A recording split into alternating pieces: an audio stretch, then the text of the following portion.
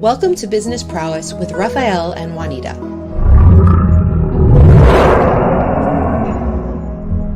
Our show will bring you the best insights, ideas, and inspiration from successful entrepreneurs and CEOs in the business world. We'll talk to experts and business leaders. Don't miss out on the opportunity to learn from the best and stay ahead of the game. Sifu Raphael is the founder of 5 unique shows. He's a fitness professional, solutions expert, executive coach, and head instructor at Max Martial Arts and Fitness in New York. Juanita Cap is a public speaker who was in the ministry for 15 years. She has extensive knowledge of various topics such as leadership and communication, and has emceed many executive and academic events. Juanita is the founder of 2 unique shows. Her life motto is never give up. Jeannie, thank you so much for joining me. How are you today? Hi, Sifu. And you know it's Jeanne, right? I'm sorry, Jeanne. Yeah, that's fine. I apologize. No worries. Okay, so how are you today? I'm doing fantastic. It's a beautiful, perfect day here in Florida. You know, it's a perfect day no matter where you are in the world if you're alive. Exactly. I meant weather-wise. I was just talking about the weather. I gotcha. So today we're going to talk about how to scale massively in business. And so many people totally struggle with this because one thing, they don't have the plan. They don't have the ingredients, if you will. I know you're going to share some of those with us today, so I appreciate you being here. I know I'm not sure what happened to Juanita today. I hope she's okay. And but the show is going on with us, so there you The go. show rolls on. Yes. Always. So I love to get your insights on how we can scale massively in business. There's so many different. If you think of a stew, right? There's so many ingredients that can go into a stew that make it like really delicious or can spoil it rotten. That's so true. You can have all the ingredients. If you don't know how to cook, it's not going to be a great meal. Right. So tell us how we can, and your opinion of how we can scale massively.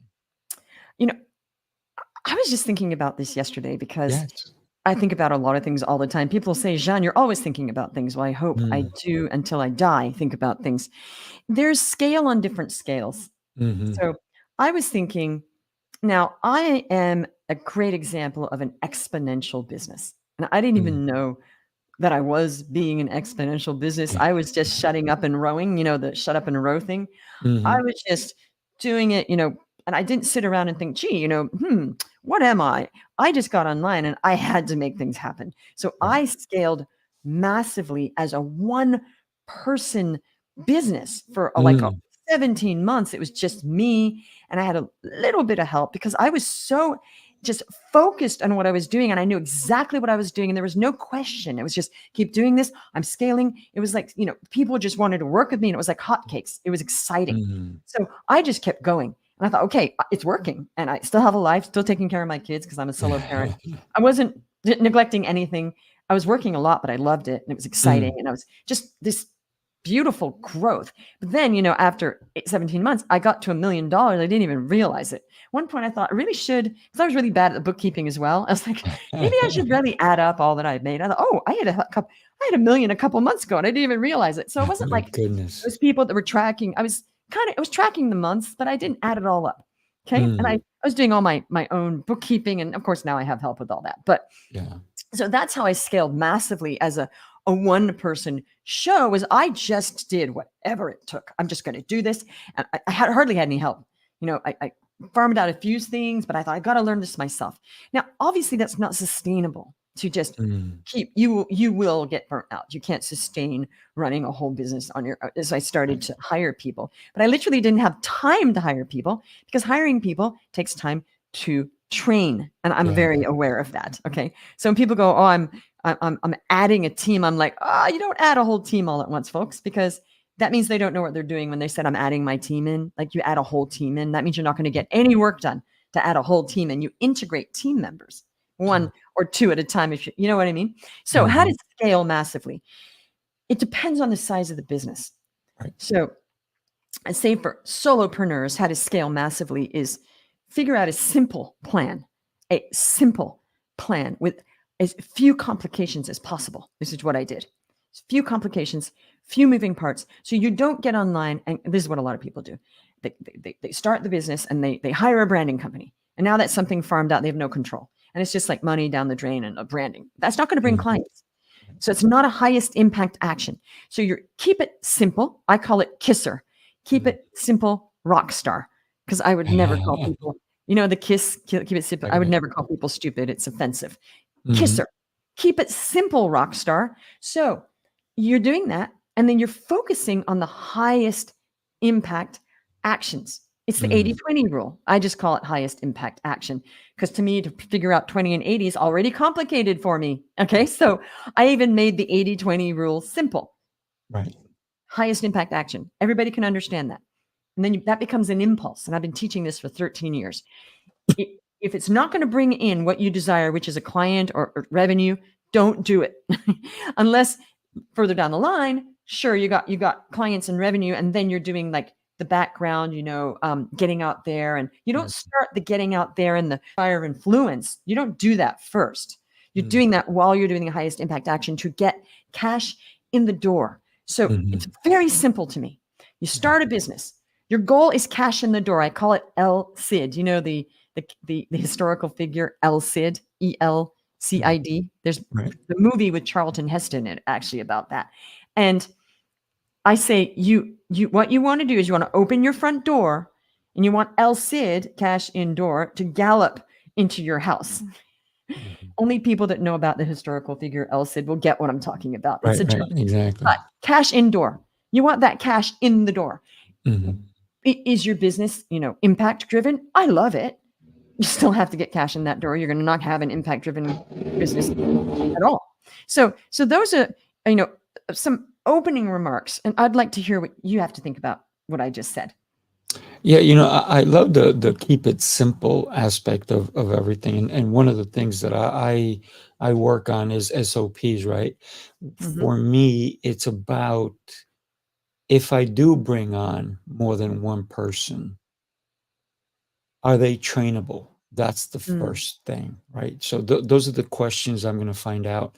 I'm even going to, sometimes I've interviewed people not in the place of work. I want to see how they treat other people, how they react, how they do things. And then sometimes it's a matter of giving them an assignment even before they get the job. Because it's going to be a simple assignment. I'm not going to ask them to go work for me, but I'm going to say, if you can accomplish these things, let's have a second interview. And if there is a process that we're working on having more than one interview, because it depends on the level. If I'm going to hire somebody to clean my windows, I don't have to have a second interview. It's easy. No. Here's a window, clean it. You did a good job. You're getting paid. Easy, right? But if it's going to be more complicated, where there's all these different moving parts, then there may have to be more than one interview process. And if it's not me interviewing, why? And if it's the person interviewing, do they know the questions I want answered? And did I set that up ahead of time? So there's my SOP. Everyone interviews like if it was me. I had one of the people that works for me, pretty high level. And I said to him, I said, when you're questioning something, ask yourself, what would Raphael do? And then do it. And do it. And I'm giving you full authority to do it, because I want you to think, I'm not thinking about me. Who am I thinking about? I'm thinking about the client. And it's the client we're serving. With no client, none of us get paid. Well, there's no business. There is no business. If it's not a client-centric business and you have clients, then what is it? Listen, most businesses are client related. Microsoft, Exactly. Apple, iPhones, Tesla, Mercedes, client driven. Everything. You go to the supermarket, client driven. You go to a gas station, everything to the way I see business is based on people. Now, unless there's a Martian buying from you, then right? And it's an object is not going to buy from you. So if you're selling a product or service, which is the only way that business exists, because even if you're selling to another business, you're not selling it to the public. That other business is a client. So it doesn't matter who the client is. You can't be in business if you don't have clients, period. Of course. Right. That's why I'm saying that you got to bring cash in the door, and those cash are the clients, or you have no business. And then you got to serve those clients. So how to scale massively is to make sure that you focus not on extraneous things like your chair in your office. People go and they hire a place, and the whole joke in the startup era about buying the Herman Miller chairs, but they have no business. Okay. So it's really focusing on what ask yourself, what will bring cash, clients, whatever in the door so I have a business? And then how do I follow through to make sure those clients are happy? Of course. So that's how I scaled. And also I was proving results and I was showing results, and that happened. And then of course, after I got to the million, I thought, well, I need help now, because I would have gotten burnt out. And then I started to hire like one key person, train, see, and then another. I don't have a big team right now. I have 4. I have coaches. I'm talking about the actual team that does the back end work. We've got 4 people. It's not a lot. It's not a lot. And I'm going to hire another, probably more executive assistant that's local to actually come and work with me. That's where I am now, because my assistant is more of a virtual, but not a higher end virtual assistant, but I need an in-person, because that will then unleash a lot of my personal hours for local stuff. However, that's later. So you don't scale massively by hitting 20K and going, oh my goodness, I hit 20K. Now I'm going to spend all this money on all these things just as having them. You've got to keep that tight. You've got to keep the shoelaces tight.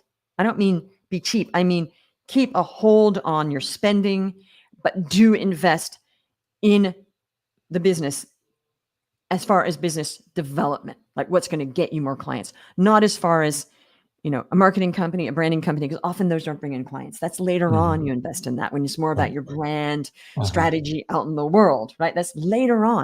And what people do is they jump the gun. Well, somebody did that. Yeah, but that's Grant Cardone. Yep.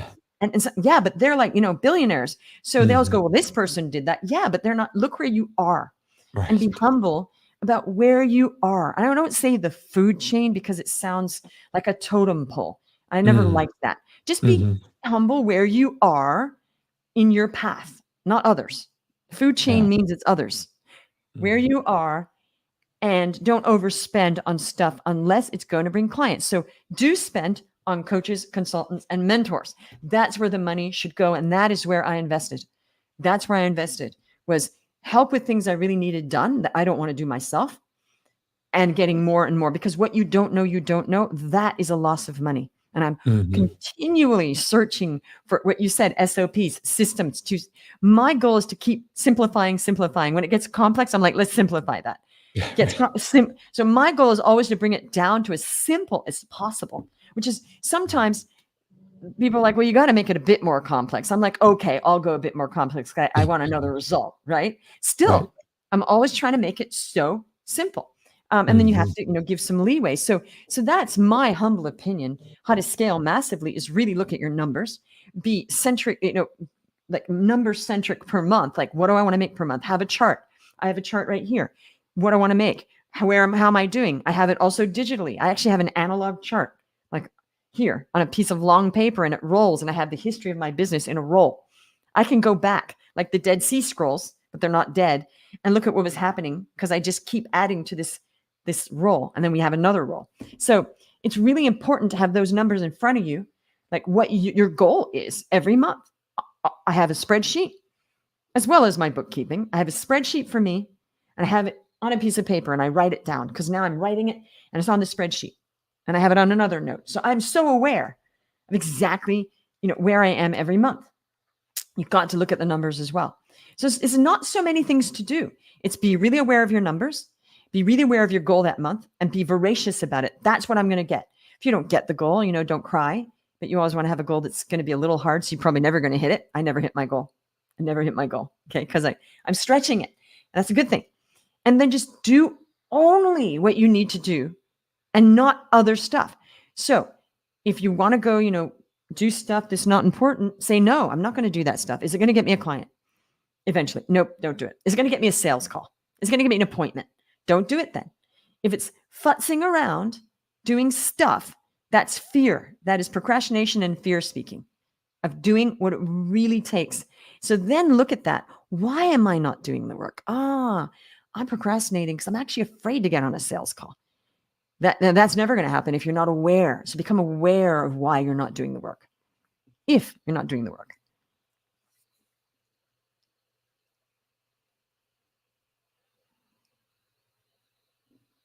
So I can't hear you. Oh, there it is. I apologize. I always do my best to surpass my goals. And for many years now, I've been surpassing my goals every single month. And the reason is because I set a parameter. And for me, that parameter is a good parameter. But then the reason that there's no fear of making those calls is because the real fear is not hitting my parameters. Therefore, the minute the month turns over, I go, new month, whatever happened last month, great. I'm going to beat it because my expectations already went up. And I do that every month, in and out. And so every month, like towards the end of the month, I'm like, I didn't help enough people. Because yes, by the middle of the month, I've already surpassed my previous month.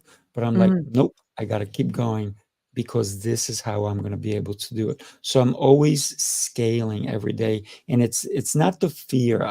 For me, it's not fear because if I don't beat last month's, guess what? Even if I did the same as I did last month, I'm still at a win.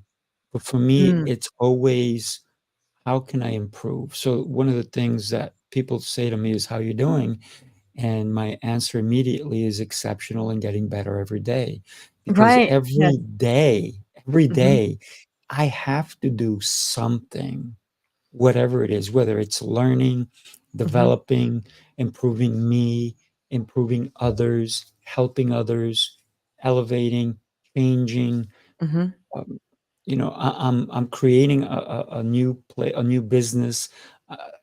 It's, as an entrepreneur, I have to bring love into my entrepreneurial spirit, because that love is what gives me the fire to keep going forward, to say, hey, Right. you know what? I can't live on my yesterdays. I have to Right. live in my present, but I have to plan for my tomorrows.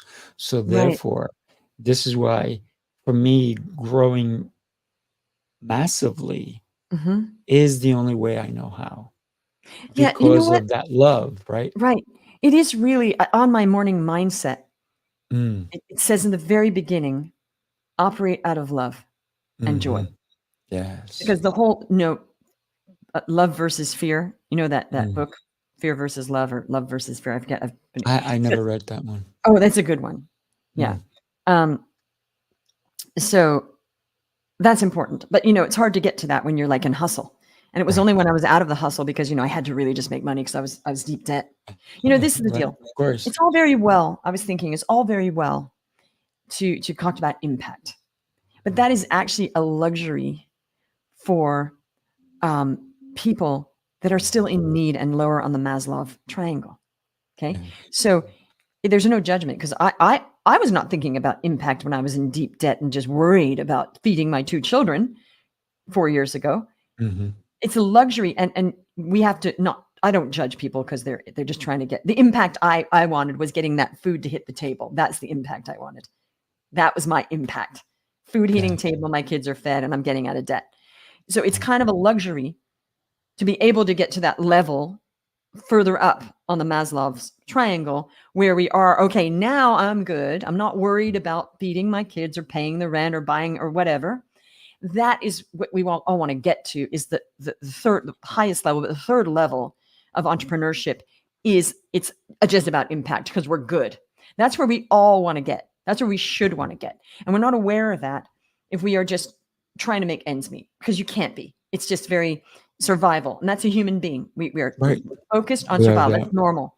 So the goal, I just want to open people's mind, if they're in survival mode or they're not quite there and they're okay, where you want to get is where you're so financially free that you have some investments. I never, you know what? And you said plan your tomorrows. I had a little bit of I thought, oh my goodness, you made me realize, and I knew this before, my whole life till a few years ago. Well, so I had kids, then I started planning my tomorrows. I never thought about the future, like literally never thought about, and people were like, aren't you planning like your invest? I said, no, I live in the present. So I had a very gift. I had a gift that most people try to do, which was living in the present. So much so, people would, you don't plan at all. I said, no, I don't. And I realize now many people are trying to get to that state I was in. Okay. And people would criticize, well, I said, no, I'm in the present and I don't worry about the tomorrows. There's like, but Jeanne, you got no investments and I had nothing. I was like, oh, well, God will provide. And they're like, Jeanne, you gotta, and people make you worried. But I was like, I'm in the moment, and I truly lived in the present moment, which is rare that even people can do that. And now that I do plan for the future, I thought, wow, I had a rare trait going on there. The people used to have to lecture me, start thinking about your future. I'm like, I'm good. I'll get there when I get there. But then, of course, you have children and you have to start planning for futures, right? So that's just an aside. I just realized that when you said that, I wasn't planning my tomorrows till now. So the goal is to, yes, you first start maximizing, then you get to another, thing where then you start to think, well, I do want to create impact and help other people, and not just about, what is it about normally? It's normally about the kids. My kids are first. Then there's me. So the first consideration is not me. First, my kids, then me, my clients, and making money. 4 considerations that most people have in a business is the family, them, the clients, making money. You want to get past the 4. You want to get past those 4, where then it's outside that. Then it's okay. It's other people, helping other people that are not your clients, not your family, not you, and not about making money. That's when you're getting a more impact-driven mentality, which does take a while. And there's zero judgment, because you can't, I've seen people that are really poor, who make no money, try to be impact-driven. And I'm like, but you can't, because you're too worried about feeding yourself. So you're going back and forth. Oh, I don't need money, but I want to change the world. I'm sorry. If you're worried about eating every day, that is absorbing much of your energy, and you're not going to create a great impact in the world. Okay. You won't. I've seen it a million times. I'm doing this, but I'm starving, and great. You got to take care of, you got to put that mask on first. You got to take care of yourself. You got to make sure you have enough money to eat, pay your rent, That's never going to work. Oh, but I don't mind. I'm a hippie and I'm going to save the world. You got to have some money to support yourself first before you do that. Right? Bill says excellent advice with detail, not just platitude. So thank you, Bill, for joining us. I appreciate you. And he's great. He's been on the show several times.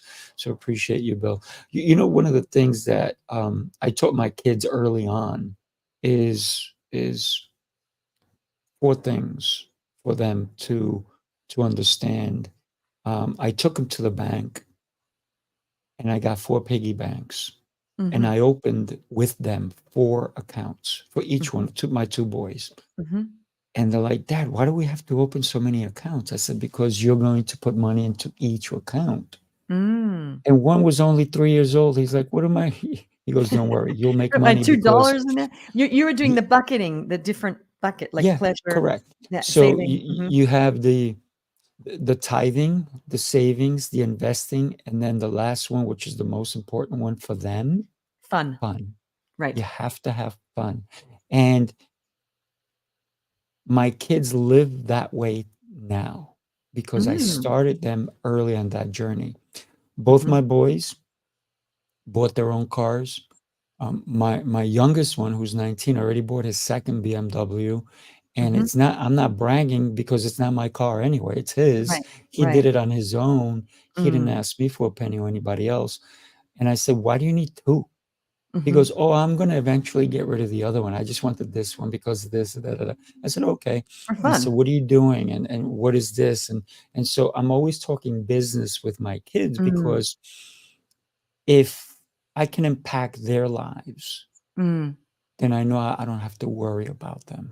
Mhm. And I know that my 22-year-old is already buying a company. Wow. 22.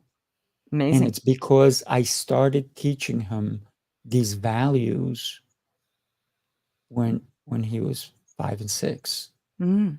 And at 20, he paid for a brand new car cash.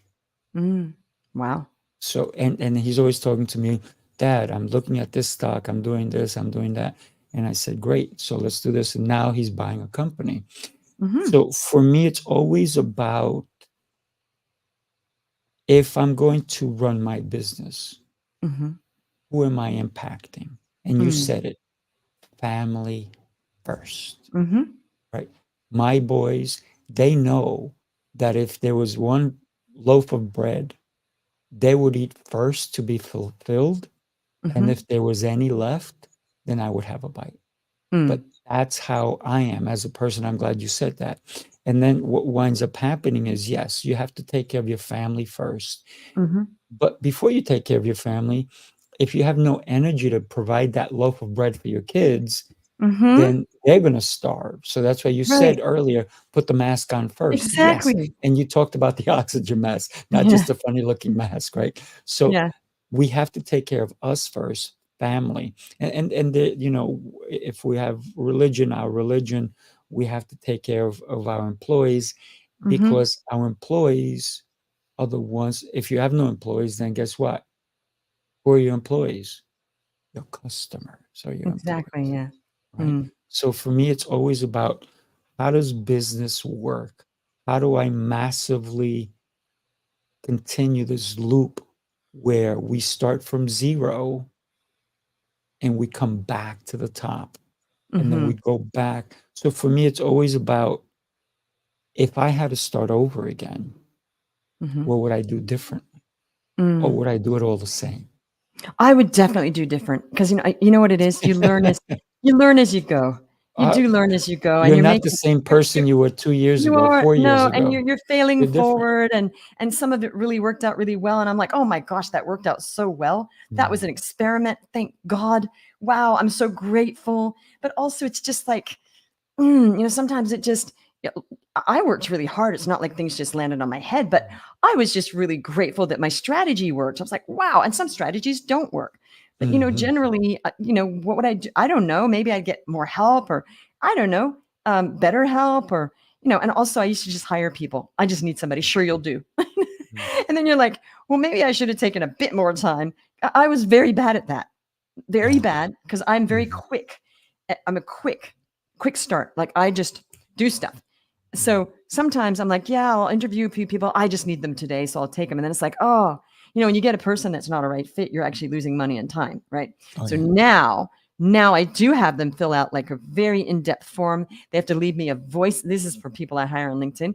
They have to show me that they have good internet. They have to write, Mhm, a paragraph, and they have to leave me a voice message mhm. about what they do. And also I ask them, what is a challenge that you solved in a business that you worked for? And they have to explain the challenge that and it's all in my questionnaire. Mhm. Okay. But what I also do, I love that. I love that. You I you also know, do, I it's my love the phone SOP. message. I love the Yeah, phone the message. voice message. No, it's actually just a voice because it's in a form. Like, they have to fill Ah, out a Google form, and they have to know how to do that. So I know mhm. they're going to have to know how to get that in the form. And that's a tech challenge already. Exactly, I They have love to know it. what I mean about, taking a picture of their bandwidth, to make sure they have an upload and a download, because I want good internet. And Mhm, then, what's some challenge you overcame? I want to see if they're a critical thinker. So they have to put mhm. that. Okay. But the first test is this. In the job posting, it says, read this whole post to the very end. No way. And how Okay. many do? How many None, do? like hardly any. At the I very know. end, I've done the same it thing. says, fill out this form. So then people send me messages on LinkedIn and they go, hey, I'm interested. I said, great. Did you read the whole thing? Oh, yeah, I did. I said, that's interesting. So you didn't follow the directions. Oh, what do you mean? You didn't? And they go, oh, you know right away whether they read the whole post. If they were interested enough to get a job, they couldn't even read a post. You would want to get a job without reading the whole post. That's Yeah, already, yeah, forget it. We're done. yeah. So you're You already know, you're getting I've rid had people. of all those people with not wasting any time. And so then you're just looking at how they filled it out. Isn't that a brilliant SOP? Oh yeah, I love that because I've had people call me Mm. when it specifically said don't call. Don't call. But how can they call you? They found your number somewhere, or I you put have the the number number. at the bottom just to see who called, Oh, but that's a trick though, because maybe you but they should. didn't read it. They So didn't could read they it. Do follow not call me. instructions? They can't follow instructions. Say, No. do not call. Do this Just first. yes. They didn't read Do it. this first. Hmm. Then send me your number and I will call you from this number. So Yes. because because of all the spams and all the stuff going, I Yeah. Oh wanted them yeah. to have my number Yes. so when I called they would know who it No, it's you. was, Yes. right? But But I yeah. didn't I said do not call, I will call you Right. Well, they once you didn't follow do the instructions. this. Yes. So they called me and I'm like, "Oh no, that job's taken." Because obviously they didn't qualify. So Right. Or it you was just say, easy. It was well, easy, right? the thing is, I will point it out and then I will just ignore and I'll say, well, did you read it? Yes. That's interesting. So you Yeah, didn't want to fill the form out? I just yeah, need people that comply. I didn't say yeah, that. I say it nicely. I'm thinking, well, then, and then they're like, oh, I didn't see that. I yeah, put it at the very bottom on purpose, yeah, yeah, very bottom. And yeah. it says at Well, the very top, that's make like what sure I did you with read my the phone number. make sure you read the whole post, big whole post Mhm. before you, they just, oh, yep. They're just, Reply, yeah, yeah, but it's not like self-respect if you're just applying for stuff and you don't know what it is. yeah. It's not Well, self-respect. you just touched upon a very important thing.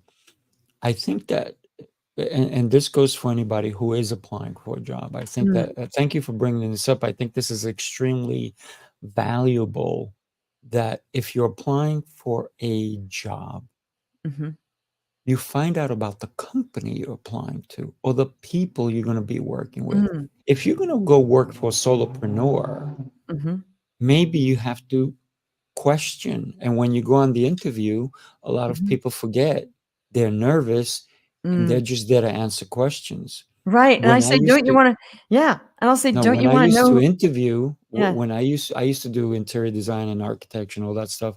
When I used to do that, I used to go and it was me interviewing them. I wanted to know Mhm, if do I want to work for you?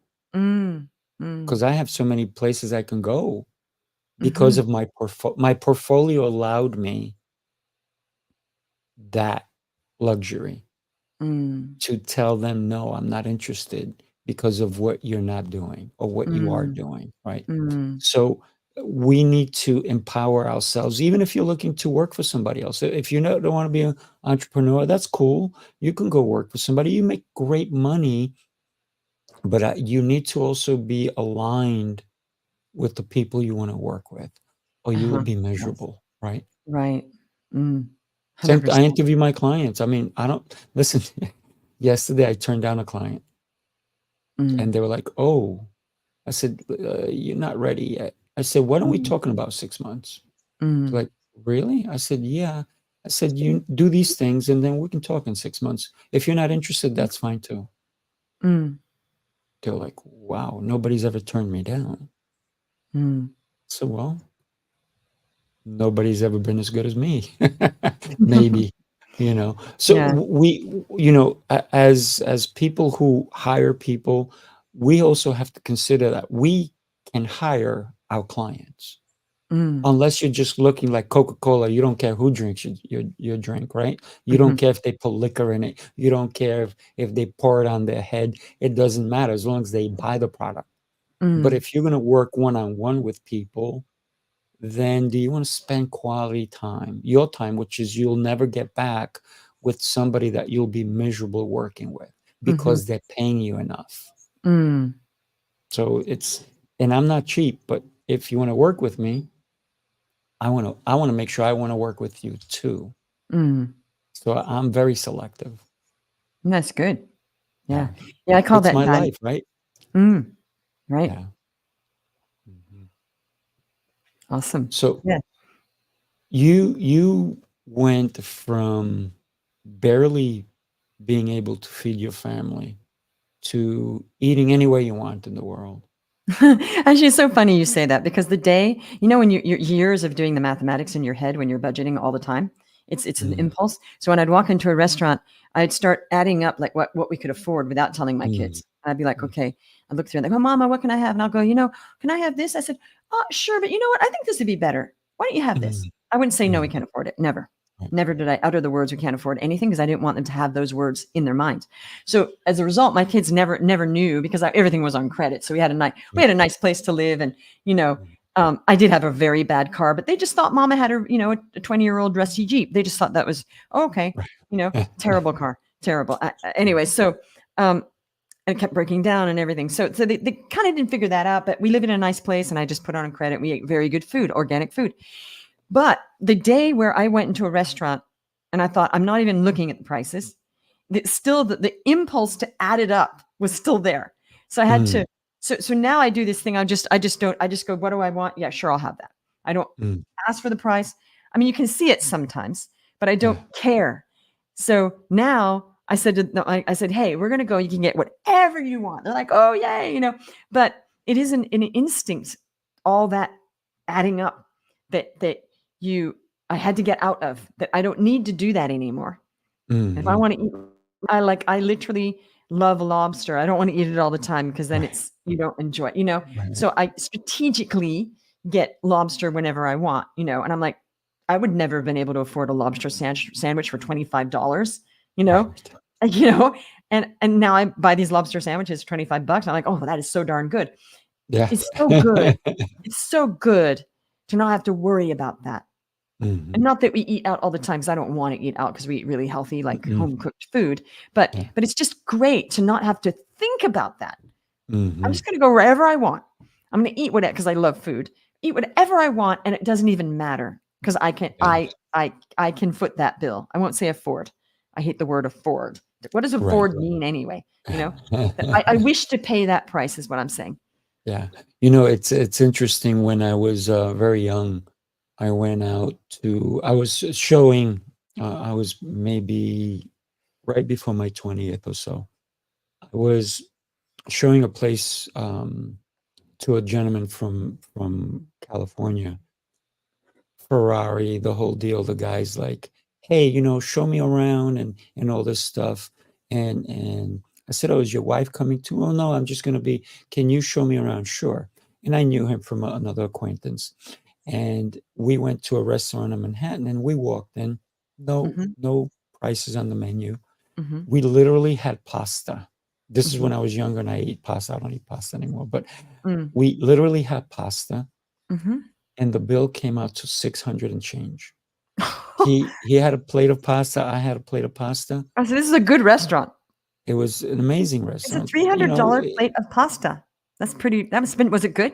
We both had, he had wine, I had water, Mhm. and that's it. We didn't even have dessert, and it I'm was like wondering what 600, and restaurant that was. It was a $300 plate of I pasta. don't think it's around anymore. But here's the thing, right?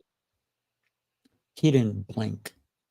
He Right. didn't even go, "Oh Didn't my care. gosh," Didn't care. because for him, that was like spending $1. It was nothing, right? Exactly. Yes. And so then I said, "That's what I wanna do." Mhm. And then in my 20s, this is before I was 20, in my 20s, I did. Mhm. I used to go Mhm. to my lunches were anywhere. I used to go to lunch with I used to say, "Hey, you wanna come to lunch with me?" And people Mhm. go, "Yeah." We used to go to a place where it didn't even look like a restaurant, but the food was Mhm. amazing. We had 4 or 5 waiters waiting on us, and my Wow. bill was anywhere from $400 to $600 for lunch. Wow. The foods Mhm. were amazing, way better than the pasta. I said, "We got better value." But I did that on all of my 20s, Mhm. and then when I hit my 30s, I'm like, "Why am I throwing money away?" Right. That's when Right. I was living in that moment of, Oh, so you were so wealthy, you could afford all this. Yeah, You it could, didn't you wanted matter. to, right? Didn't matter. Sometimes But it then you was thought, three, gee, I four should maybe times a be week. maybe 3, 4 investing times a week, I was going to lunch, and then for dinners here and $1,200. there. What Oh, were you doing? it was easy. We, So, mm, but when I turned in my 30s, I said, I shouldn't be doing that. should be I should investing. be, Yeah. I can still have a good meal and spend Yeah. $75 per Sure. person, you Mm, know? And so my mind frame changed mm, because I thought that spending that kind of money was no big deal. And right. it really is, right? If you have it. But then I Mhm. said, what better things can I do with my money? Because I Right. can still go to a really good restaurant and Mhm. spend Mm, $200-300 instead of $600 for lunch, right? mhm. Now my lunches, yeah, sometimes they're $75 for two people. That's just a lunch, right? You go to Mm, sushi, it's easy $100 for sushi. If you eat when I go with my kids, it's more than that because they're big eaters, right? mm, But it's not a big deal when I go to, and here's the thing, I taught my kids values, right? mm, So when my kids even come to my house, and I say to them, have anything you want. Do you know before they go in my refrigerator, they ask me if they can? mhm. Mm, And they're already adults. They right. say, hey, Dad, can I get a drink of water? I say, Mm, sure, go in the fridge. They're already by the fridge. They're like, here, oh, I just wanted to make sure I can. Like, oh mm, my gosh. So I taught them right. So mm, even when I see them and I take them out to dinner or anything, they're like, Dad, is it okay if I order this? Is it okay if I order that? I say, guys, anytime we go anywhere, whatever you want, mhm. because they're amazing kids. I'm a truly fortunate person that Mm, I taught them right and mhm. I help them understand the value of things so they Mm, don't take it for granted. And one of mm, the things you talked about earlier is you wake up in the morning and you have joy and love and all. The one thing that I teach my kids is also gratitude, right? I wake right. up every morning in gratitude. I go to sleep in gratitude, but I don't only do it in the morning, in the evening I just wake up. I do it in the middle of the day. I'm Mhm, grateful for you that mhm, you spending this time mhm. with me. So I want to Mm. thank you for that. Oh, Definitely you're so appreciate you. welcome. Yeah, you know what? The gratitude, I have a deep gratitude practice. I Mm. we pray and we actually in French, my kids and I, Ooh, we speak French. So the part of the prayers is in French because we've been doing that since the beginning when French was their only language because nice. they spoke French. So we still Mm. do that part of the prayers in French and say, what are Nice. we grateful for today? Or thank you, God, for. And every Mm. day in our prayers, because we say evening prayers, and then I do a gratitude like list. But also in the morning, I wake up and I go, oh, but also just when I'm on my walk or, oh my gosh, I'm so grateful for Mhm. this view. Or you're Yeah. right. It's just something we do the book, the bookends, the beginning and the end. And I do twice in the evening.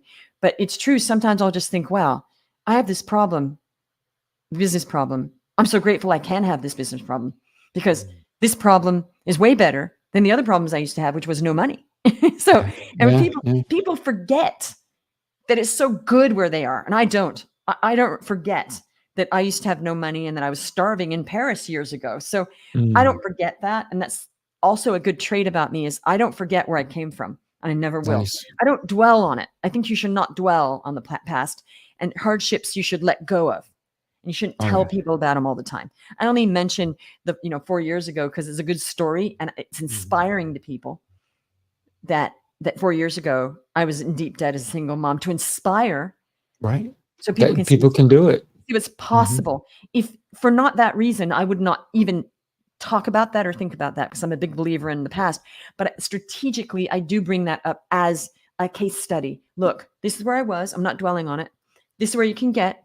And then people go, oh, that's possible. That old lady who was 54, 54, and now is What 58. old lady? I don't see an old lady here. For young people to hear the words 54, this woman was 54. She was washed up and she still became a millionaire online. Heck, Mm. I can do that too. So it's Yeah, nice. inspiring.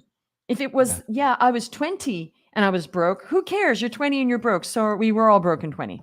So Yeah. when I hear these stories of 20-year-olds, I was broke last year. Great. You're 20. Yeah. Big You deal. got time. Yeah. We were all You have broke at time. 20, unless you have, a silver spoon in your mouth. So Mhm. those stories aren't really mind blowing for people anymore. Yeah, I'm 22, and a year ago I was in deep debt. Okay. Most people are in deep debt from their studies, by the way. So I think it was that, like, phoenix rising from the ashes story of that is inspiring. However, I live in gratitude. I'm like, oh my gosh, I'm so grateful I'm not where I was 4 years ago, because then I didn't know where I would be. And I'm like, oh, thank God I got where I am, because I'm so Yes, thank grateful. God. So grateful. And now it's just like, moving forward. And as I said, any problem I have, I'm grateful for it at the level of the problem. So we've got to stop it's complaining about things, is what I'm trying to say. yeah, it's very interesting because I also have a martial arts school, and when I put some of the people through some of the drills and they're complaining, and I say to them, I said, you should be happy Hmm. that you're feeling what you're feeling. That means you're Mm, alive. exactly. You are Yeah. alive. And Right. then I say, you know what? You wouldn't be able to feel that if you were dead. So be grateful. Right. I like And that. all You of a wouldn't sudden be, they're like, that's what? so, that is so, like, foundational. The other thing Mhm. is, I'm rarely sick. I'm Mm. rare, Beautiful. rare, rarely. It's so much so that it's just my way of life that I'm never Mm. sick. Okay. And Right. Because you eat good. You eat I healthy. used to live in New York. I was sicker then because of all the people and the germs. But once I moved out of New York, I'm like never sick. Rarely. I mean, every now and then. And my daughters, when I do rarely get, they're like, wait, Mom, you're sick? And I love the reaction of them. So I'm like, wow, Mm. my lifestyle is that I'm just never sick. Now, I was Mm. reading a book called How to Get Whatever You Want. It was written by this woman called something Benedict, and I just bought it.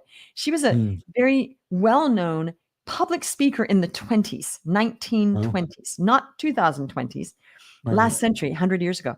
And she was saying, I was reading some of it. It's very good, like so like modern in a way, and it's like it still applies. And it's how to get whatever you want. It's not about manipulating people. It's about your Right. moods and your feelings, actually. Mm. And Nice. in it, she's talking about people that are always sick, that's their way of life. And I thought, Mm. oh, I'm the opposite. Yeah. I'm the opposite. I'm so not expecting to be sick. Mm. It's a shock when it happens. I don't accept that. Yeah. And actually, I'm much less sick than I was, as I said, when we moved out of New York with all the subway and everything, with all the, the germs. Right, right. I used to get a I lot of gotcha. colds then, and and also it was cold. Now in Florida, there's hardly any cold at all. So Yeah. yeah. Yeah. So the point is Nice. that also what you said about your life. What about that we're alive and we're not sick on the days we're not sick, or no pain or no aches or whatever? That there's actually, Gratitude. I know, like I think that we also thank God every day that we're well, because Mm. when you're not well, then you're aware of the unwellness and you're like, ah, yeah, I get it. I should have been more grateful when I wasn't unwell, right? Yeah. Listen, you're alive, you're healthy. Even if you're not healthy, you're still alive. So Right. do whatever you can to heal yourself. I want to thank you for today. I know we ran out of time. So thank you. I mean, great conversation. And even Bill came in and he chimed in also. Thank you so much for being here. And everybody who is listening, if you like the show, please share, like, and follow. We have great shows all the time. I have great guests like yourself. Thank you. You, my dear, are an exceptional human being. Thank you for being here with us. Oh, you are an exceptional human being. Thank you for Well, having me. thank you. All right. Take care, everybody. Have a great, beautiful day. Bye bye.